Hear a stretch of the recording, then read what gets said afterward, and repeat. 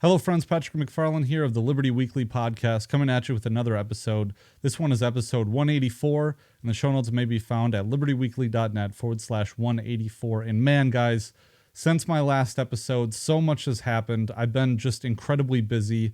This episode is coming out on Tuesday night, and usually my episodes try to drop on Sunday night, but I've just had so much going on that it's been really hard to spin all the 6 or 7 plates that I have going on and keep up with my production schedule. So I apologize for that. There's just so much going on. I don't know what to say. So I wanted to, in this episode, share with you how I started and galvanized a movement in my county, pretty much by myself, but also with the help of 2 or 3 other people. But that is exactly what I've done in this county, is galvanize a movement and light a spark that's really growing into a flame. So I wanted to share with you all, you libertarian internet creatures out there, about ways that you can replicate this in your own counties. So I'm going to tell that story. I'm going to give the speech that I gave at this event that I set up almost single-handedly. We're going to talk about that. We're going to talk about a lot of the issues that I've faced in the last couple weeks in terms of creating this support and this movement throughout the community. I'm going to talk about some of the things that you should keep in mind when you're getting involved with local politics. I'm going to talk about ways that school boards are instituting these mask mandates and give kind of a legal opinion on how I think that's occurring and how I think it can be combated. So there's a lot going on here, but I'll just start out by telling how I decided to get this started and how it kind of works. So, everyone who has been listening to my show, if you've been listening to my show for quite a while, I've been talking about trying to take what I do on the internet. That's my form of activism. It's how I've been active in this community for about 4 or 5 years now. And largely it started as an outlet for me to stop torturing my friends and family with libertarianism all the time and to stop talking about it. And in some ways that worked, and in many ways it made that actually worse, because getting so involved in the online community and the liberty movement, and then being featured at the Libertarian Institute, it's kind of a big deal for me. And so just on a personal note, like, I've always viewed the show as my activism, and I've been successful in that regard. Not as successful as some, but I think I've gotten a lot out of it. And I've been able to reach quite a few people. At least anecdotally, my Libsyn stats, I'm at 130,000 total downloads, and there was a gap of about a year, and then totaling up everything, my YouTube channel and all the other channels, I've been able to reach probably 250,000 people in 4 years, which I don't know, it's not huge, gigantic numbers, but I like to think that there are a large number of people out there who listen to every show that I do. And even though I get long-winded sometimes, they listen to the entirety of every show that I do. And I'm just extremely grateful for that. But I've always been the one to say that everyone should have their own libertarian podcast. And I still kind of stand behind that. The reason being is that you really do reach people in this medium. And I know it's been kind of in vogue to kind of crap on libertarian podcasters so lately. But what I want to say, though, is that all we're seeing are the people who are on the internet doing things, and I don't see a whole lot of boots on the ground kind of action. And for years, I only did the internet activism. I talked to people, but I never really dipped into local politics or politics in general in person, because like an ANCAP, I wanted to, or like an agorist, I wanted to withdraw my consent from that system, and I wanted to see it wither away. Well, of course, there's been this resurgence kind of led by my good friend Pete Quinones and my colleague at the Libertarian Institute, talking about this idea of post-libertarianism, or getting involved in local politics in kind of a Machiavellian sense. And I don't necessarily take up that mantle of Machiavellian takeover of localities. What my approach has been is to galvanize the majority of people in my locality that are very concerned and scared about COVID-19 totalitarianism. They're not scared about the virus. They're afraid of the government's response to the virus. So My goal was to find those people, connect with them, organize them, and lead them. And I don't want to be conceited or narcissistic in this sense, but I think at some times you have to throw your humbleness aside a little bit and step forward, because the one thing that I've gotten is that there are leaders in this community, but there are tons of people who are kind of waiting for a real, like a, I don't know, like, for lack of a better term, like a Ron Paul type political leader to come forward and be the tip of the spear. And I, of course, I want to be self-aware. I'm not comparing myself directly to these figures, but the archetype of what I'm trying to emulate is a Ron Paul type leader figure. And to be a figure not that polarizes this tight-knit community, but a figure that will unite them under a large tent to get policy passed and to garner support for policies, concrete policies. That concrete policy would be, of course, lessening the government's control over people's lives in the name of COVID-19. So what I decided to do is that a couple weeks ago, I decided to contact a local business owner that I knew was on our side of this issue. And that local business owner has a restaurant, supper club, actually, with a bar attached to it. And the reason how I identified him was that my parents live in this community too. It's a small town. Everyone knows everyone. And like I said in the last episode or the episode before, in every small town, there is a group of very influential families and individuals.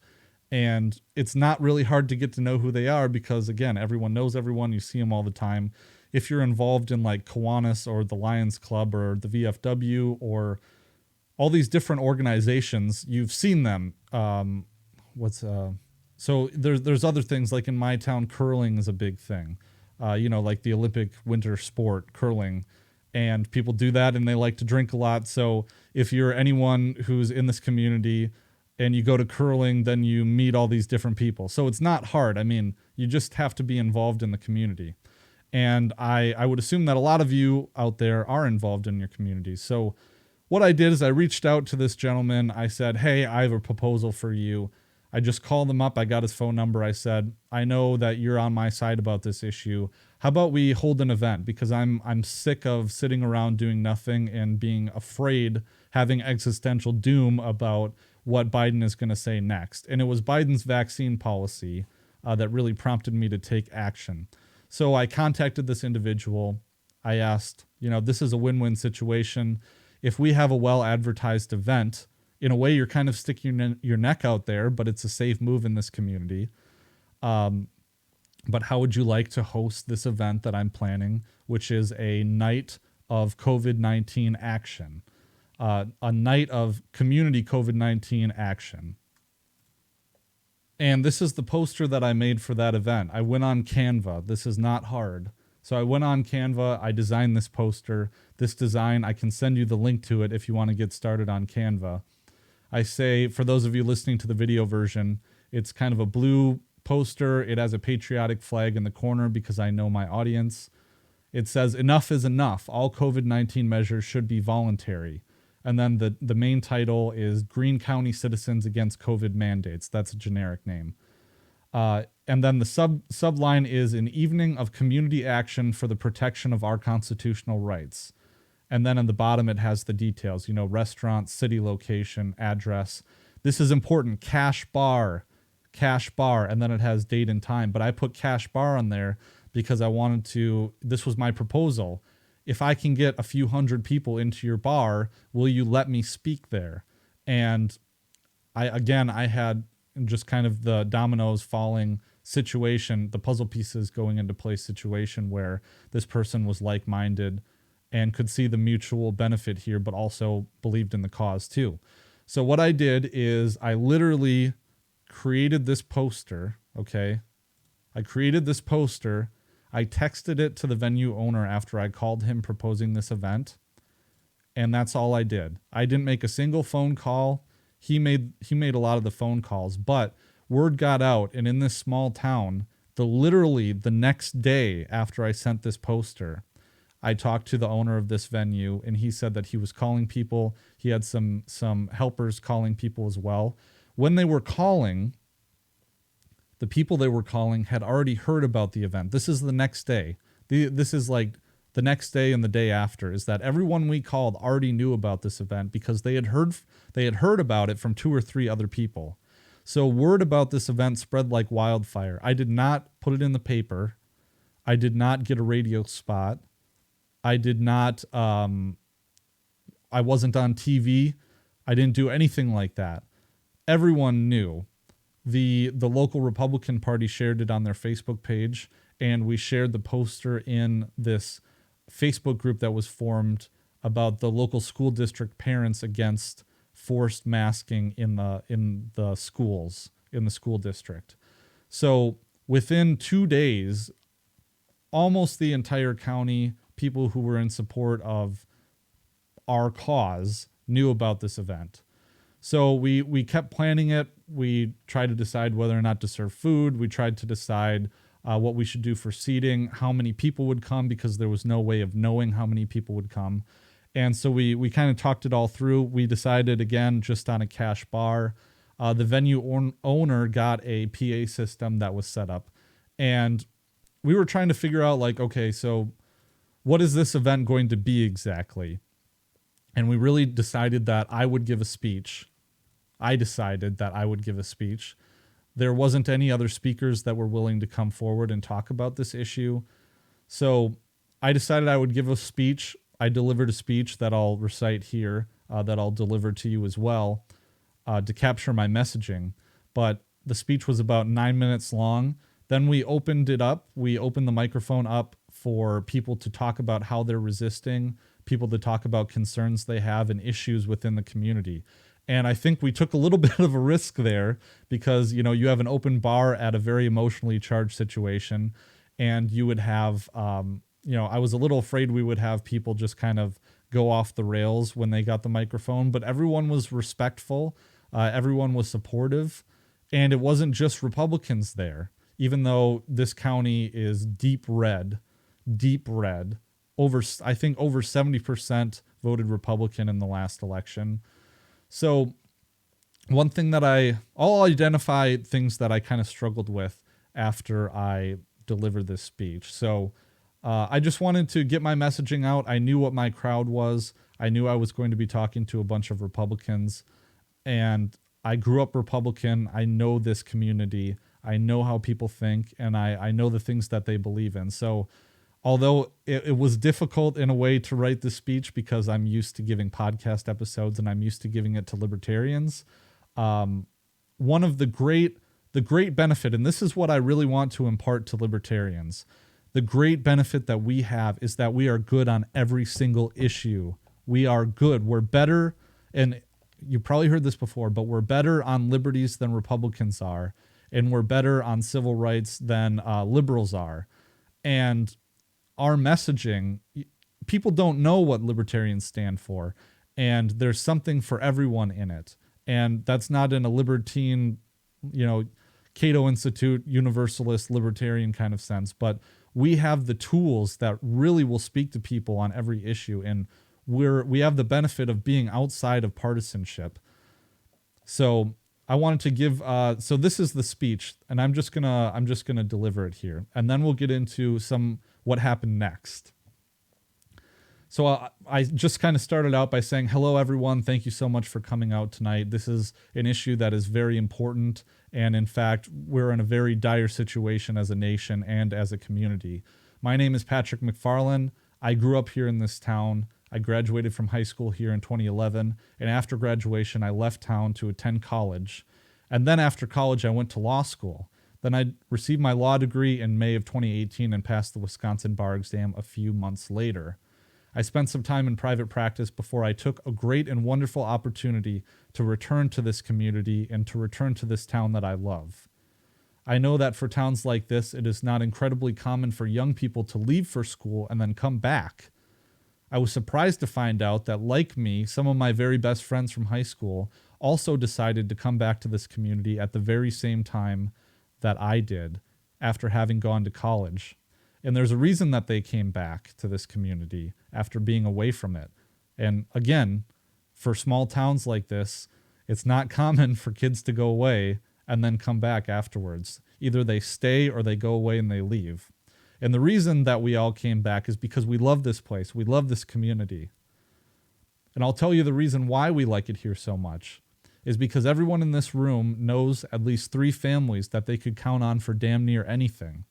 And here's a great example. And then I gave the story about how I called up the bar owner a week before. So I said, last week I called up the bar owner and I said, hey, you probably don't remember me, Jim, but I hung out with your daughter in high school. We were friends. I haven't seen you in 10 years. You probably don't remember me. And by the way, I need to use your bar for a very controversial political event. And he said, of course, I'm your man. No questions asked. Let's do this. I'm with you. So then I thanked the venue owner for hosting the event. So then I said, in this community and in many communities just like it, it's not the government that defines who we are. It is the common bond that we share with our neighbors. It's the businesses, it's the churches, it's the VFW, and it's the Rotary Club. It's the volunteers and the service organizations that make small town America what it is. This is the rugged American spirit upon which this country was built. It is knowing that we don't need the government to come rescue us because we have each other, and together we will overcome any crisis. And this rugged American spirit has set places like this county apart from the rest of the world, especially in the last year and a half. And during this COVID-19 pandemic, it really does matter where you live, whether you live in Marquette or Madison, Mosinee or Milwaukee. The difference might mean that you have to wear a mask everywhere except your home. It might mean that you are locked in your home. It might mean that your job has been determined non-essential. It might mean that you can't enter a bar or a store without being vaccinated. This county was not and is not untouched by COVID-19. But compared to many places in this country, coming back to this county is like taking a time machine. And that time machine goes straight back to fall of 2019. Now that's right, if you can find time to peel yourself away from the TV, from the radio, or from social media, it's possible in this community to forget about COVID-19, if only for a few minutes. And what exactly has allowed this to take place? Well, why, it's one of the values that we as Americans and Wisconsinites are supposed to hold very dearly. And what is that value? What could it be? Well, it's liberty, it's freedom, it's the right to choose for ourselves exactly what we would like to do with our bodies and with our property. That's what America's all about. It's the freedom to choose. The founders understood the vital importance of liberty. Liberty was so important that the founding fathers risked everything to fight and win an impossible war to secure it. They then enshrined these hard-won liberties in the Constitution, guaranteeing them for future generations. Now, of course, we as libertarians take a little issue with that, but again, like I said in the last episode, I know how a lot of people feel about Lysander Spooner. I agree with those arguments, but a lot of people in this country still believe in the Constitution. And you're not going to get anywhere with a bunch of Republicans by telling them about Lysander Spooner. So furthermore, that doesn't mean you shouldn't try afterwards. Furthermore, the founders understood that these rights were crucial no matter what emergency occurred. Otherwise, those who wanted more power need only create an emergency to gain that power. And government power necessarily comes at the expense of liberty. Sickness and plagues have threatened humanity since the dawn of man. In fact, during the American Revolution, the Continental Army suffered an outbreak of smallpox while encamped at Valley Forge. Many died. So of course the founders were aware of plagues and disease. They lived through it. But still, the founders did not give the federal government the power to force every American to take a vaccine or to become inoculated. They did not give the federal government the power to force every American to use a vaccine passport. Yet today, the crooks and criminals in Madison and Washington have stopped even pretending to care about the Constitution as they pass measures that trample all over it. Although I suspect that more federal mandates are coming, most COVID-19 measures that affect us actually come from Madison and not Washington. In the last year and a half, the state of Wisconsin locked everyone in their houses, postponed jury trials indefinitely, mandated the wearing of face masks, called half of our jobs non-essential, and waged a war on small businesses. All the while, it allowed national chains to remain open, doing business. In 2 weeks, Americans surrendered their most basic liberties for safety and security. And for the price of our Constitution, we received neither safety nor security. 2 weeks to slow the spread turned into months of lockdowns. And at one point, we actually had to tune into the TV every day in order to be told by Governor Evers if we could enjoy our most basic rights. The First Amendment guarantees the right to peaceably assemble and to petition the government for a redress of grievances. The right to peaceably assemble is enshrined in Article 1, Section 4 of the Wisconsin Constitution.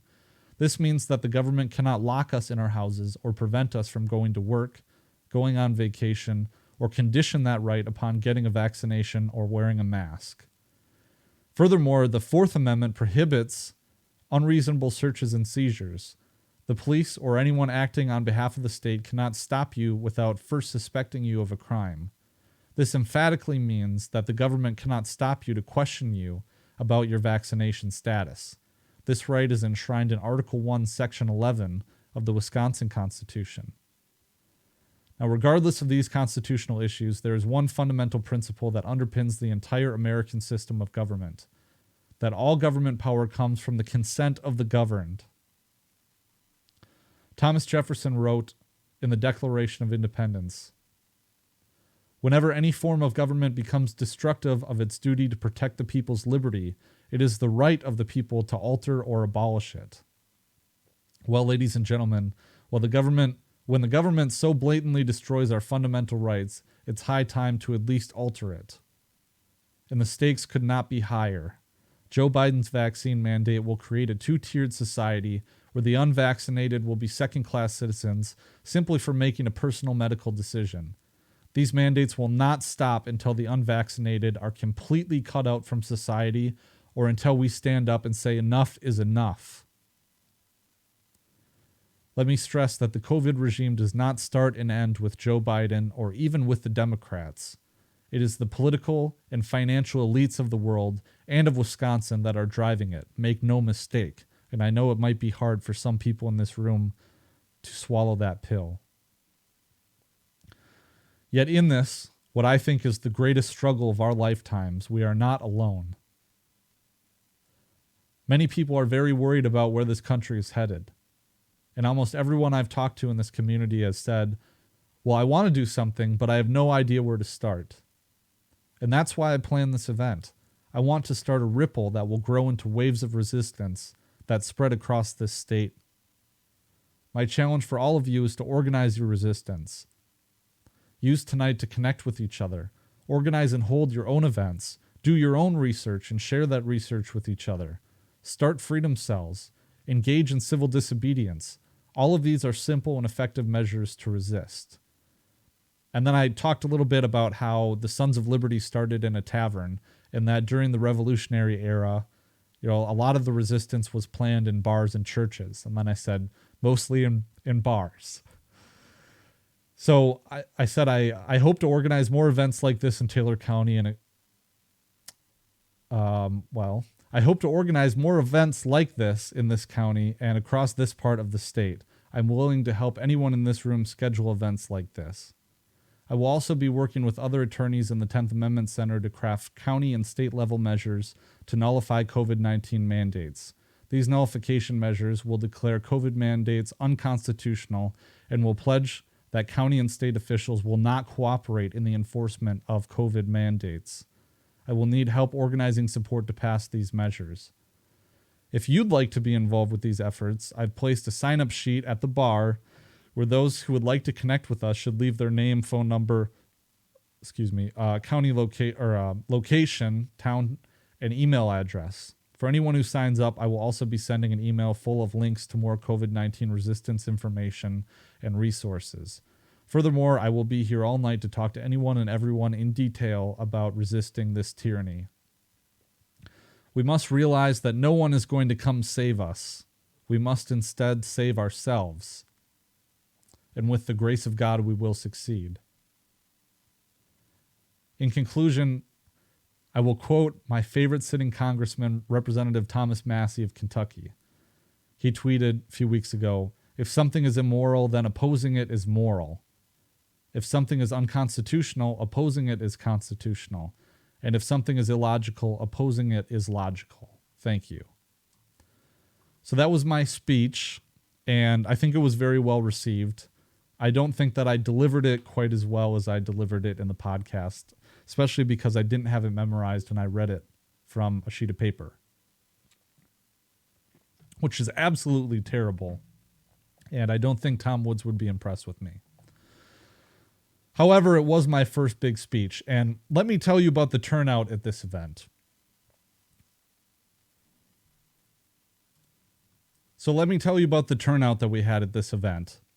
So for not doing any advertisement, there might have been one poster hung up in a small business.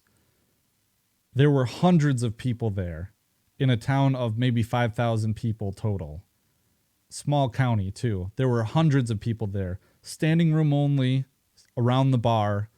There was some seating for elderly people in kind of the main dining room, but it was standing room only. People were packed in like sardines. There were 100 people outside. The sheriff of the county was there.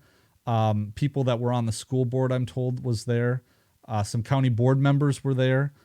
And so I think it's good to know that you have people, especially the sheriff, on board.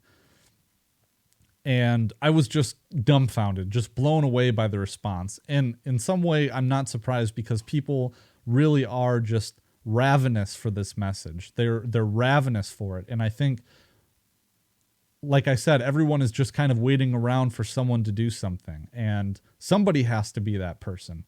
Somebody has to be the person organizing this local resistance. So in your town, you should be the one to do it because you're the libertarian. You're the one who cares about these issues. You're the one with principles. And you're the one with the best of every single party. So I heard kind of ripples throughout the community afterwards about how everyone, I don't want to toot my own horn here, but I'm just trying to illustrate how well the event went. How everyone thought I did a good job that I've talked to. I'm sure I would quibble with some of the things. Like there was a lot of feedback on the microphones, and that's because I'm an idiot. But I heard that people were impressed. Some people showed up wanting legal advice because they heard that the event was being put on by a lawyer. I couldn't offer that, which was sad because people really do need help right now. But I think it was well received. I think people resonated in this community with this message. And one of the biggest things that I became concerned with afterwards is that I don't want to split this town apart. My message was kind of tailored a little bit towards conservatives, but there were liberals there too. And I spoke with some of them, and some of them were good leftists. You know, people, a lot of them you'll find friends in the like natural health community. And there's some crunchy hippie types even in these small towns who have like natural medicine stores, or they're like an osteopath, or like a nurse practitioner osteopath, or they're a chiropractor, or they have the vape store, or like a therapeutic massage place. And they are natural medicine people. They are our natural allies. They are very well read on this. And I spoke to one for about an hour and a half that night. So people resonate with the freedom and liberty message. And I think that if you talk about all the values that you learned in school that are the best, you know, the values of what this nation is all about, people still remember that. And people still remember like, okay, yeah, that's the way things are supposed to be in this country. So that's a message that resonates. But you will find Q people, you will find Trump supporters in the crowd. And I think that, of course, it's not wise to dismiss anyone outright, but you have to, I feel like you just have to be careful to keep things on the rails. And that's why I tried to keep my message to be about choice. And people got that. Even the people who were partisan, even the people who are Trump supporters are just saying this is about choice. It's not about hating your liberal neighbors. It's not about hating Joe Biden. It's not about that. And people get it. People get that. And I was surprised and actually gladdened to hear that, because that wouldn't be your first thought. Okay, so the event went well. I forgot to mention that a few days before, there was a resolution that was prepared in front of the county board. And it was a resolution that basically repledged the pledge they already took to support the Constitution. And I was surprised in the moment, but not surprised upon reflection, that this resolution did not go over well. And I think it failed by one vote. It did not go well, and I think it failed for the same reasons that Tom Woods and a bunch of libertarians got really angry that the Cato Institute types wanted them to sign a pledge against racism and against fascism, because the county board people were like, well, I take this oath every single year that I hold most sacred to uphold the Constitution. And the fact that you're proposing like I didn't propose this, but the fact that it was proposed for them to re-pledge themselves to the Constitution, they took as a personal insult to their integrity. And I don't think, I don't necessarily agree with the way that they took it. That's not what the intention was, but they were angry for the same reasons that Tom Woods and a bunch of the Mises types were about the resolution passed with the LP a little bit ago, a few years ago now. And I just think it wasn't the right strategic move, but to the people on the county board, it should have been a signal to them that their constituents are very, very worried about what's happening in the country and what's happening in the world. And I think a lot of them were kind of, they let their own being insulted get in the way of hearing a message from their constituents. And although I don't think it's the best strategic measure to propose a non-binding resolution like that. A lot of people were surprised that it was so controversial, but everyone that voted no was personally insulted by it. And of course, you know, we're still going to talk a bit in this episode, or in this show, other episode, about our efforts in working with just getting advice from Michael Bolden from the 10th Amendment Center about how to craft these, because so much of it is very local, and that makes it hard to kind of tell everyone this is how you do it. But the wording has to be very, very precise in order for it to mean anything, in order for it to stand up against legal scrutiny or even have a chance to do that. And Bolden has been really great about answering, you know, emails and being gracious with his time about helping craft these. But you got to do the legwork. You know, unfortunately, it takes kind of someone who is familiar with the law and has studied it to really kind of do it. And that's hard even for me, because it's not my specialty to write legislation. You know, I'm at this point in time, I'm kind of a real estate attorney, and I do, you know, the show, and I do research and stuff like that, and dive into niche topics. But when it comes to writing legislation, Michael Bolden is by far the expert on that compared to me. So that was kind of what happened with the county board. I know we'll be back. I'm going to be trying to attend the county board meetings and to attend the school board meetings, which leads me into the second half of this episode. But first, I just want to talk a little bit about how you can help support this content. That is at libertyweekly.net/support. You can go to the support and you can see all the different ways that you can support this content. The big preferred one is cryptocurrencies. If you have any of these different coins, Bitcoin, Ethereum, Cardano, Litecoin, Cardano ADA, VeChain, Basic Attention Token, Bitcoin Cash, Stellar Lumens, and I have Monero on there too. So if you would like to relieve yourself of some of those coins, I'll gladly take them. I have a PayPal button. There's also Patreon and Subscribestar where you can get bonuses, my Amazon wish list with things like books that I'd like to use on the show that you could have a direct hand in. It'd be a one-time gift to the show. If you don't want to spend any money or can't afford to, go on over to iTunes or Google Play. Give me a good rating and review. Really do appreciate that. Share the show. spread it by word of mouth, recommend it to some of your libertarians or friends who are, familiar with the libertarian philosophy or are fertile ground. I almost said right wingers, but they tend to be more friendly to libertarianism, as you well know. You could go over to my Rakuten affiliate link, do your regular shopping, get up to 10% cash back. If you sign up through my link and you spend $30, you will get $30 and I will get $30. So it'll be a win-win for doing your regular shopping you would do anyways. So if you also would like to support my content, head on over to Odyssey, libertyweekly.net/Odyssey. You'll find my work there, where you can get Patreon bonuses like this one right here that you can buy a la carte for cryptocurrency, LBC. And also consider just donating to my channel because it will directly help me get views. It shows content to people based on the LBC that you invest in it. The best deal, the best bang for your buck for my bonus content is to go over to libertyweekly.net/Rockfin, ROKFIN.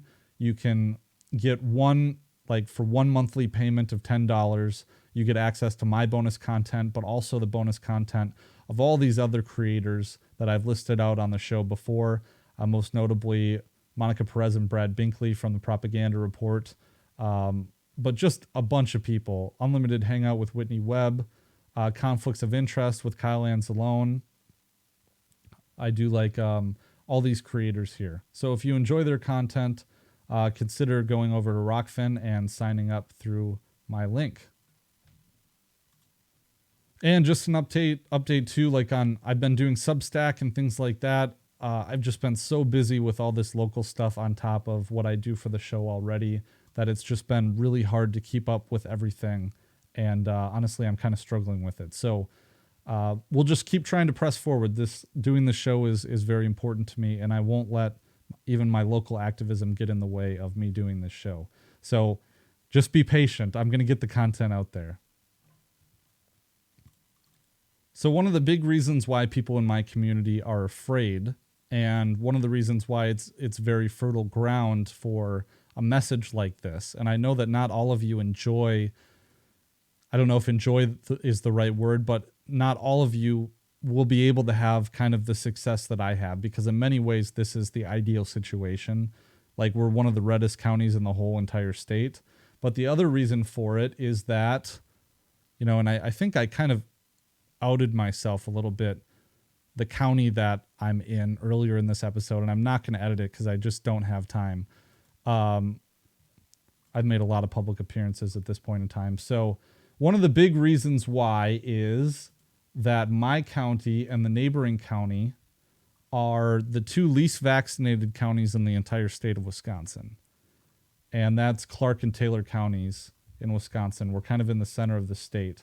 So here's a story from April 1st. This is from Neilsville, I think, which is in Clark County.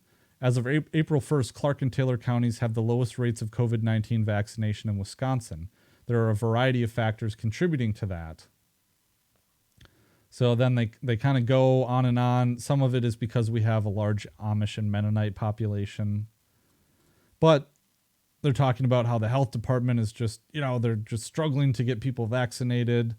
And they say COVID-19 case numbers have remained steady with about 22 active cases in Clark County as of 4 p.m. Thursday. Oh my God, it's an epidemic of 22 people. So yeah, of course he says testing rates have gone down too. And kind of the other thing is that PBS Wisconsin has been talking about this. Of course, this is a little outdated from before the summer, but they're targeting Clark and Taylor counties with their policy. Where's Wisconsin's COVID-19 vaccine delivery lagging, and why is it lagging there? So they, these talking heads, kind of NPR, PBS types, kind of sit around and wonder why people in rural areas are hesitant or mostly resistant at this point in time to taking the vaccine. Yeah, so this article talks a little bit about, which counties are kind of leading the state, which is no surprise to me knowing these counties. Bayfield County, kind of up north. Lake Superior leads the way, followed by Door County, which is on Lake Michigan. Kind of, it's like the tip of the thumb in Wisconsin. So a lot those areas are known for being kind of pretty blue. So they kind of talk through this, and this is the chart here, but you can see Taylor County and Clark County. Taylor County being the least vaccinated county in the state, 17.8% doses administered, and Clark County having substantially more people, so more vaccines administered. So as of March 29th, Taylor County had the state's lowest rate of at least one vaccine dose delivered at 17.8%. Immediately to its south is Clark County, which had a rate of 18.4%, and to its northwest is Rusk County at 20.6%. These three counties also have the lowest rates of vaccine series completion, with Taylor at 10.6%, Rusk at 11.5%, and Clark at 11.7%. So their pace of vaccinations is consistently lagged behind the state average, but at the same time, they're not too far below others in the state. Several nearby counties in western Wisconsin are only a few percentage points higher, as there are a few in the southeastern part of the state. So there's some more data points on that. Of course, health officers in these counties are defending their vaccination efforts as more successful than the data suggests. However, they acknowledge challenges in the vaccine rollout, particularly with limited supply. So they're pinning it on that, but I really don't think that's the case. Each said their local health departments have regularly received fewer doses than requested through an allocation system implemented by the Wisconsin DHS, a community theme across the state and nation where demand outstrips supply. So consider the source and consider where you're kind of getting this information, which is PBS Wisconsin. So, yeah, but what I wanted to point out too, here's another article by a local news source. Clark County battling vaccine hesitancy. So talking about this. This is a little more recent in May, so a few months after that article that I just read from Wisconsin PBS. So they talk more about, the Amish and Mennonite populations, which from around here I've heard the Amish and the Mennonite. I heard that they called COVID-19 the TV virus, which is really funny and really interesting. And it made me think about how when they come into town, how ridiculous they must think that we are for a change, which is just really funny. So, talking about a mailing list for the Amish and the Mennonite communities and efforts to get them vaccinated. I've also heard something around this county that I'd like to do an investigative series on if I get the chance, but medical kidnapping by CPS in this state. I've heard rumors that the Amish and Mennonite communities, when they refuse certain modern medical measures that the state determines their children should get, that the state comes and kidnaps their kids to do these procedures. And it's just something that I've heard happen. So it's mostly hearsay evidence, but it'd be something interesting to kind of do some research on.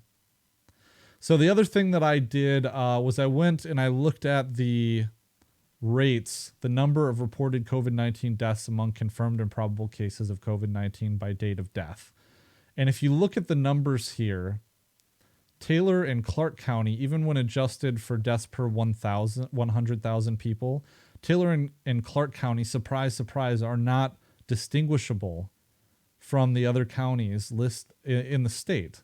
So if you look at Taylor County here, the number of confirmed cases is small because we're a small county. The number of probable cases, so the number of the number of deaths among confirmed cases is 30 people for this entire thing. Number of probable deaths is 13. Interesting. So does that mean that the probable deaths from COVID-19 are 13? And the cases per 100,000 is 11,800. So I believe that's adjusted for the size of our county, which is small. But just anecdotally, that seems to be pretty much in tune with all the other state numbers. So, I mean, you would expect that Taylor County, for being the least vaccinated state, according to them, you would think that Taylor County should be an outlier, that we should have, 15,000 cases per 1,000, or our deaths per 100,000, 15,000 cases per 100,000 people. And our deaths per 100,000 is not super high either. I can see a lot of counties, Walworth, Washburn, Washington County, that have a very similar deaths per 100,000 metric, and some with a lot higher deaths per 100,000. So if 147 is it, I can see there are a whole bunch of these, some that are lower, to be fair, but Taylor County is not an outlier. And in Clark County, it's pretty much the same thing. It's a little higher, but their cases per 100,000 is right in tune with the rest of the state. And their case fatality percentage, Clark County, 1.7% is very comparable with a lot of other counties, rather. You don't see a whole lot of counties with a case fatality percentage above 2. Now that I'm looking here, 1.7 might be a tenth or 2% higher than the average. But it's not an outlier. It's not like it's 3 or 4%. And Taylor County is 1.2% case fatality percentage. So this does not seem to, the fact that these are the 2 least vaccinated counties in the state does not seem to have any effect on the numbers. And of course, the reason why people are freaked out is because they watch the news and they watch what Joe Biden says. And here's a story here. I mean, we all heard it. Biden pushes door-to-door campaign targeting unvaccinated people. And this is from July. But he made these remarks. He said, "In today's briefing, we discussed how our administration is going to devote the remainder of the summer to a special focus on 5 ways to make gains in getting those of you who are unvaccinated vaccinated. Because here's the deal. We are continuing to wind down the mass vaccination sites that did so much in the spring to rapidly vaccinate those eager to get their first shot and their second shot, for that matter, if they needed a second. Now we need to go community by community, neighborhood by neighborhood, and oftentimes door to door, literally knocking on doors to help, to get help to the remaining people protected from the virus." So, and then there's talking about by making vaccines available in more healthcare settings and respond to hot spots. So, yeah, it's ridiculous. And I think a lot of people in this community are scared because they know that we're the least vaccinated county. So they're afraid that there will be a state DHS or a federal CDC response. Okay, and so for the last little bit of the show, I wanted to give some reflections, I guess first on how things have been since this event.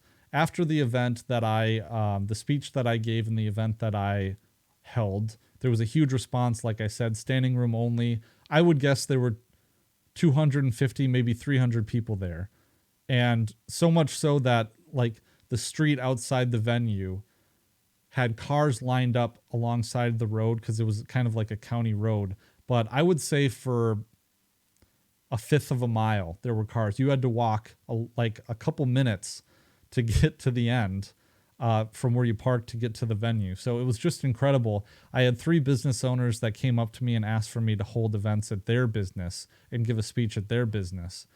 And I think businesses are, a lot of them said, I'm not closing. If there's another lockdown order, I'm not closing. I'm just not doing it. There were thin blue line people at the event who got on the microphone and who were calling out police officers and the sheriff's department to uphold their oath to the Constitution and to protect us from these measures, from these tyrannical COVID measures. So those were a few points of optimism and things I was really surprised to hear. Very glad to hear, too. So I collected email addresses there and I went on MailChimp, and I know that's not the best place to do that, but I'm sending out newsletter and news updates to people on the list. I'm in that Facebook group of all the parents concerned about forced masking. So I posted a link to every one of my emails on there, and then I have a sign up link through the email, and it gives updates and it gives those COVID resources, and it sheds light on what is happening locally to fight COVID measures. So these are all ideas that I'd like you to that I'd like you guys to act on if you want to do this in your county. So I started that email list, and one thing that the first email that I sent out was about the school board meeting that happened this last Monday night. So the school board meeting happened for the local town, and I went and I sent an email around this, is that I caught wind from some people that I know that the school board is implementing or was implementing a policy whereby they were contact tracing kids. They were quarantining what they deemed to be close exposures to COVID positive people. So a kid would come down, they would test positive for COVID, then they would do contact tracing of all the kids that were exposed to that one kid. And all of this relies on hearsay evidence.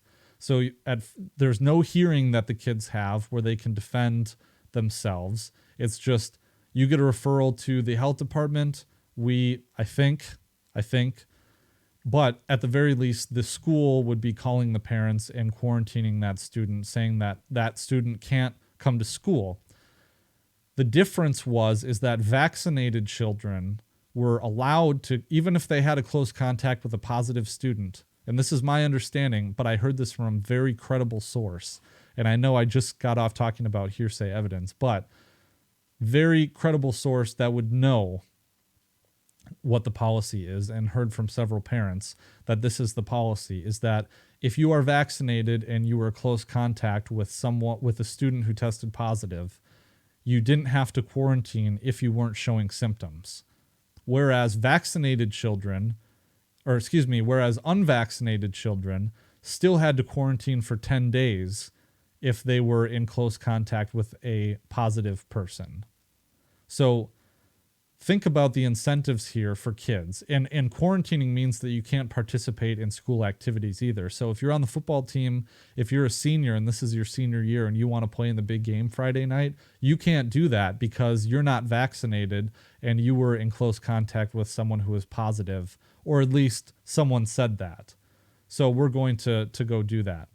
And so this was causing a lot of anger, go figure, amongst the parents. And so the school board meeting was Monday night. I sent an email out telling everyone to go. If you're a taxpayer in this school district, your money is going towards this policy. I wrote a little argument as to why it's, blatantly discriminatory, why I think there's severe due process and equal protection issues with this policy. And I mean, just on the face of it, creating incentives for children to make a medical decision just to receive better treatment, and the risk of creating a different, two-tiered class within the high school. And of course, the high school is a test case for policies that are for some policies that will be eventually spread to the rest of the community. So this is where the battleground is right now. And so we had people show up. There were a bunch of people that spoke at the school board meeting. I spoke just briefly to voice my concerns with, I said in any other time, these measures would cause very severe due process and equal protection issues. And I think it's something very serious that the school board needs to think about, that they're creating a two-tiered class, a two-tiered society within schools. And that's ridiculous. So one thing I came into trouble with, and I'm even having trouble articulating it now, is exactly what the school's policy is. Because if you're going to be speaking to a bunch of people, sending emails, and I learned this lesson, although it didn't cause a problem, but I learned this lesson because I don't like looking like an idiot. But if I send out an email saying, hey, everyone should be mad about this because this is what's happening at the school, I better be damn certain that that's what's happening at the school. And so to come out and say, hey, they're discriminating against kids based on vaccine status at the high school, I better be sure that that's happening before I send that out in an email. So if you're going to do this and you're going to have an email list, just make sure you get your facts right so you're not misleading people or getting them pissed off over nothing, because people start trusting you. And I think that I should have been, I have confirmation that that's what the policy is, but I should have been clear with my wording, very precise with it, and careful about that. So that's a lesson that I already learned early on. And so to do that, basically just confirming. And so we all showed up at the school board meeting, and this is what you're going to face in your local communities. There's a bunch of people on the school board. The school board decided to change its policy and to change it to a symptom-based quarantine policy, so that, and I believe that this removes the unequal treatment for students. But the policy now is, because it was ridiculous, is that parents were having to drive all over the place to get tests, which aren't available in this town. You literally have to drive an hour and pay money to get it. And there's all these nightmares about kids quarantining, coming back from a 10-day quarantine, and then being exposed 2 days later, and then going back home, to quarantine. And parents were pissed. So the school board meeting, there was standing room only. There was just a whole lot of people there. But it became very clear to me. So let's take a step back. The school board changed its policy to you have to quarantine if you were a close contact and you're exhibiting symptoms. And if you're exhibiting symptoms.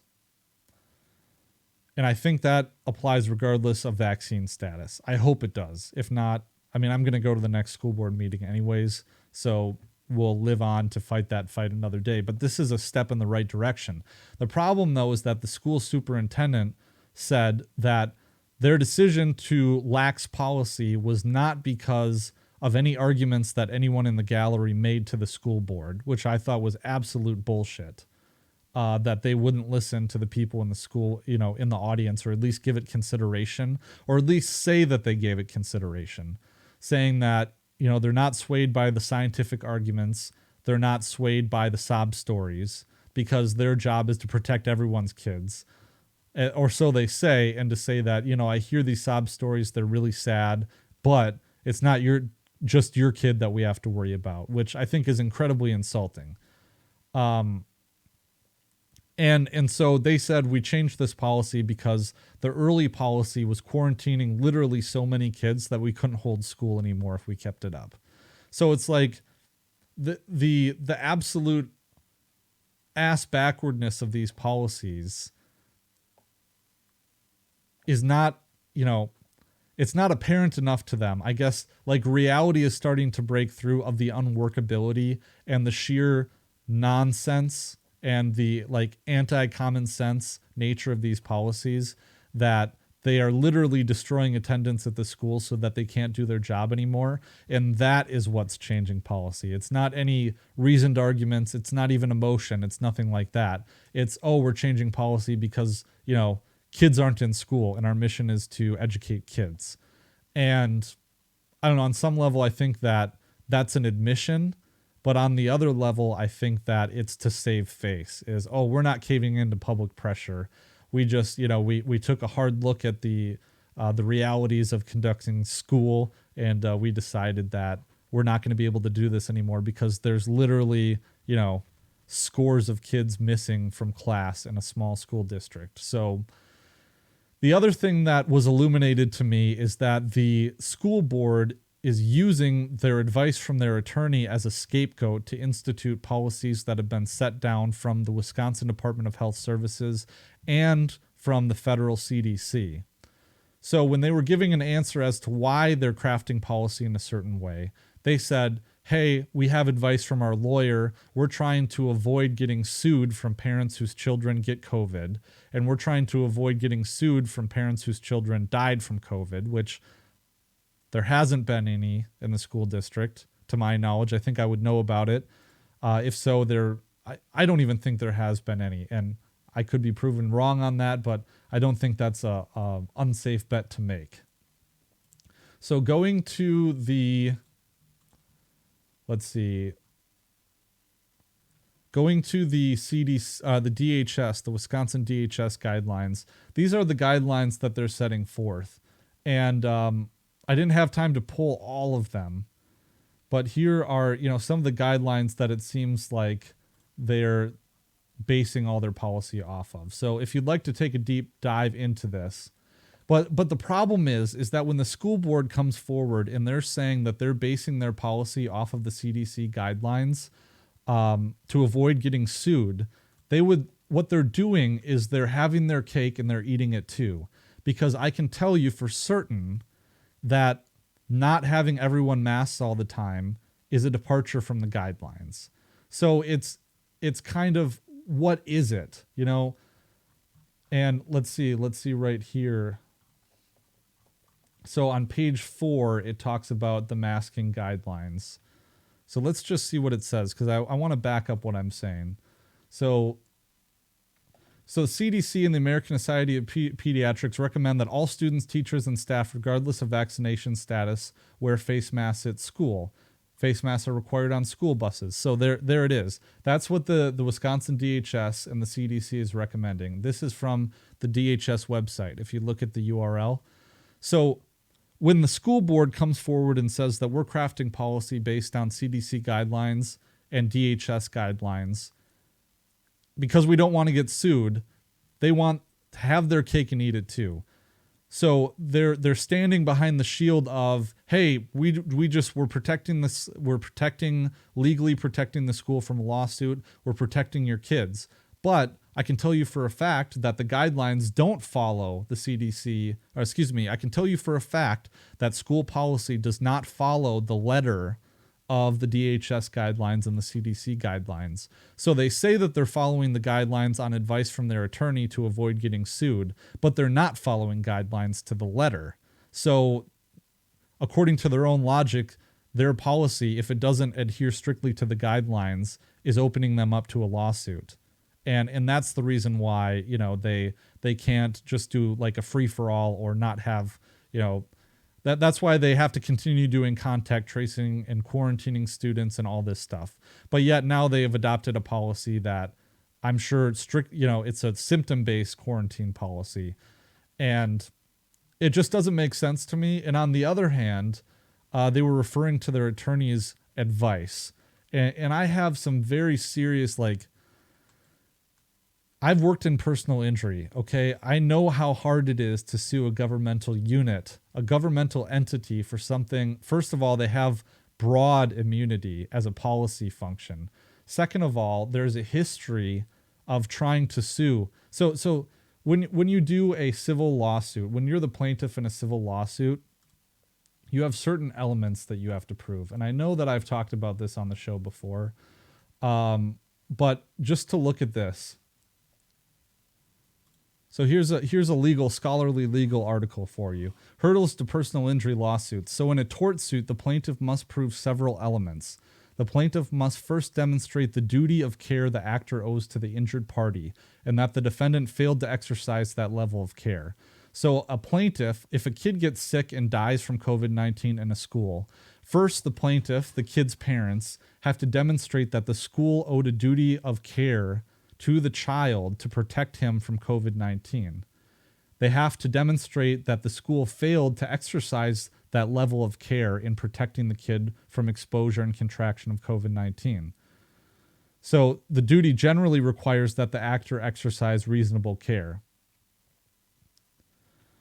So they also have to prove causation, which is the hardest one to prove when it comes to transmission of disease.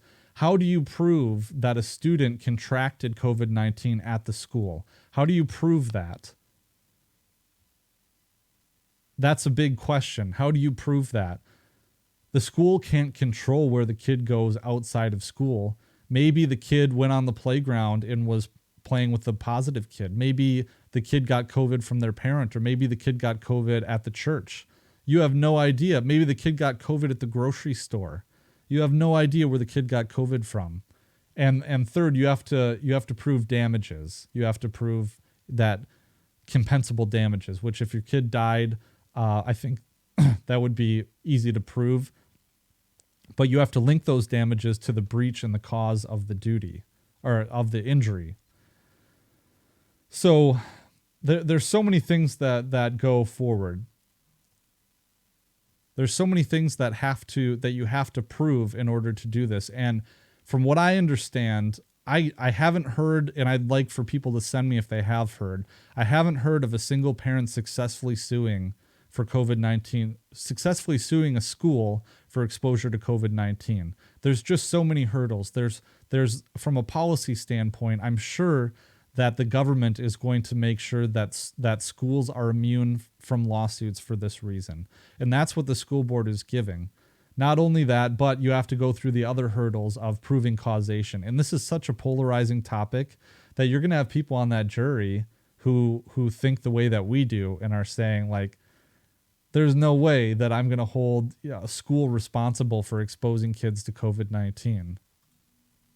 So here's another article. It says, with respect, and this is a legal, I don't know if it's it's a law review article.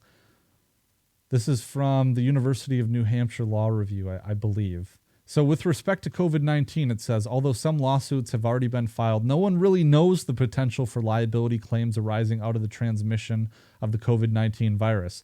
Because it is difficult to prove where someone was infected, at least one legal expert testified before the U.S. Senate Judiciary Committee in May 2020 that, quote, those cases haven't materialized and I doubt they will. However, less than 2 months later, new wrongful death and gross negligence cases arising out of COVID-19 were filed by families against employers.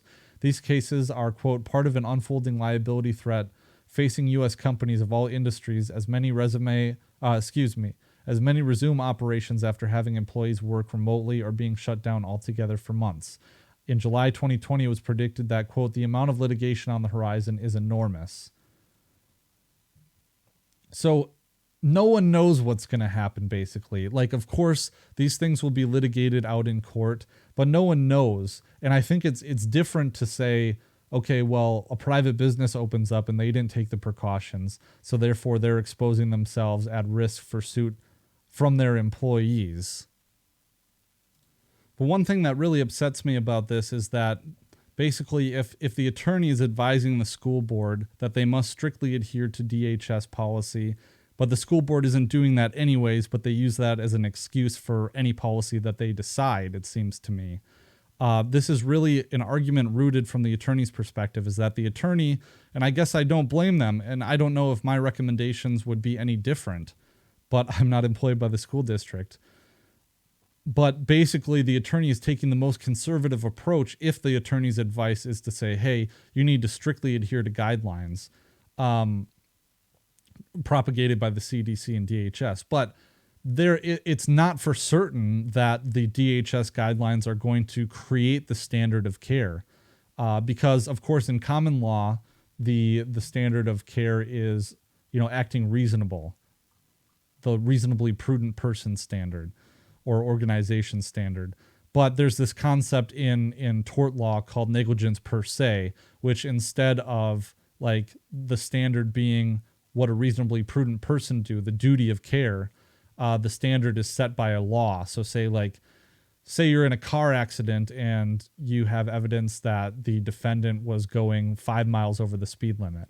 Well, you could say that he was negligent as a matter of law because he was going over the speed limit. And that means negligence because we have these laws in place to provide safety guidelines. So therefore, but this is not a creation of the common law at all. This is a standard of care being set by a regulatory agency, which is the state. This is law by fiat. So I think it's garbage to begin with. I think the other thing that we have that should be a big red flag for people is the fact that we have an unelected administrative agency that is setting policy, de facto setting policy for schools all across the country. And so if you have a school board that is supposed to be a political entity that is answerable to the people who elected the school board members onto the board, then the school board should answer to the parents. The school board should answer to the people who elected them. The school board should answer to the people who are forced and coerced into paying property taxes to fund that school system.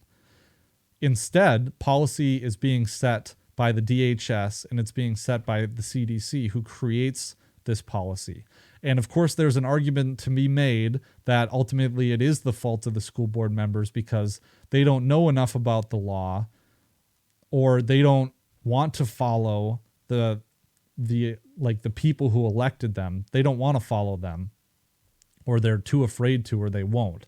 So ultimately, you have to go after the school board members civilly and peacefully, but you need to take them out of their seats if you want to get that changed. Because what they're doing is they're setting and They're setting the policy based on the guidelines from an unelected administrative agency that has no legislative authority. And that's wrong, folks. So maybe I'll plan another episode. I know I say that all the time, but maybe I'll plan another episode to go over do an in-depth dive on like what the history is of these claims of exposure to diseases and where the liability comes from that and what that means. But I tend to side with the opinion in the House Judiciary community is that these cases haven't materialized, and I doubt that they will. Well, just because a lot of lawsuits have been filed, there's a lot of attorneys that are making money off of it. But just because these lawsuits have been filed doesn't mean they will be successful, and I'll keep my eyes out for how the courts interpret these claims. And we may see successful claims against employers. I don't know. In this climate, I don't know. We may see those cases. However, I highly doubt that there's going to be any school system that is held liable for the death of a student based off of exposure to COVID-19 from not following the CDC's guidelines. I just don't find that likely because, like I said, all the things I said before is that, there's broad immunity that the courts, I'm sure, is going to carve out for this. If they declared immunity for the COVID-19 vaccine manufacturers, they're probably going to declare immunity for school systems. They do that, and then just all the other burdens, like how polarized juries are right now. The fact that you'd have to prove a duty, you'd have to prove a breach of the duty, and you'd have to link the hardest part. You'd have to say with relative certainty that the child contracted COVID-19 at school, and you'd have to say it was because the school's policy wasn't right. And I just don't see that happening. So those are my thoughts about all those things. I know we went over a lot of stuff in this episode. It's a little over an hour, so I'm going to call it quits here. We do have an interview coming up. It's scheduled for Sunday, so look forward to that. But we're just going to keep plugging away. And like I said, I've just been incredibly busy, and it's been hard to balance family life and the podcast. And now, I guess, being in a movement and creating a real movement. But it's a lot. So I'd ask for your patience. I'd also ask for your support. It's a huge part of my life to do this show. So if you share it, recommend it to people, consider supporting me on the myriad of methods at libertyweekly.net/support. Also, go and check out the Libertarian Institute at libertarianinstitute.org. I am one of a number of wonderful, fine podcasts, and there are a lot of articles being written there by incredibly talented writers, among them Connor Freeman, who's my boy, penning great articles on foreign policy at the Libertarian Institute. But you can find other shows there, of course, Scott Horton, Keith Knight, Pete Quinones, Kyle Anzalone, Tommy Salmons, and myself there at the Libertarian Institute. All right, so that is all from me. Check out the show notes, libertyweekly.net/184, and we will catch you all later. Peace.